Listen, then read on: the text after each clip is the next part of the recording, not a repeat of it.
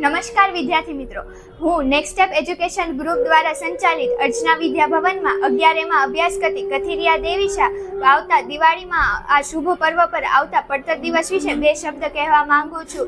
દિવાળી અને બેસતું વર્ષ વચ્ચે આવતો એક ખાલી દિવસ જેને પડતર દિવસ કહેવામાં આવે છે. સામાન્ય રીતે દિવાળીનો તહેવાર ધનતેરસથી ભાઈબીજ સુધી આવતા સળંગ 5 દિવસનો હોય છે, પરંતુ એ જ્યોતિષિક ગણતરીમાં તિથિઓના ક્ષયના કારણે દિવાળી અને બેસતા વર્ષ વચ્ચે એક દિવસ ખાલી આવે છે, જેને પડતર દિવસ કહેવામાં આવે છે. ભારતીયોનો પંચાંગ મુખ્યત્વે ચંદ્રની ગતિના આધારે હોય છે. ચંદ્રની ગતિના આધારે તિથિઓ નક્કી થતી હોય છે. આ તિથિઓ ચંદ્રને એક તિથિ પૂરી કરવા માટે 24 કલાક લાગતો હોય છે. તેથી તિથિઓમાં ક્ષય અને વૃદ્ધિ સમયાંતરે આવતી રહેતી હોય છે. તિથિની ગણતરી જે સૂર્યોદય સમયે જે તિથિ શરૂ હોય છે તે દિવસની તે તિથિ ગણવામાં આવે છે. દિવાળીની અમાસની તિથિ સૂર્યોદય પહેલા પૂરી થઈ જાય અને બીજા દિવસે એક પણ તિથિ આવતી ન હોય તો તે દિવસને ખાલી દિવસ એટલે કે પડતર દિવસ કહેવામાં આવે છે.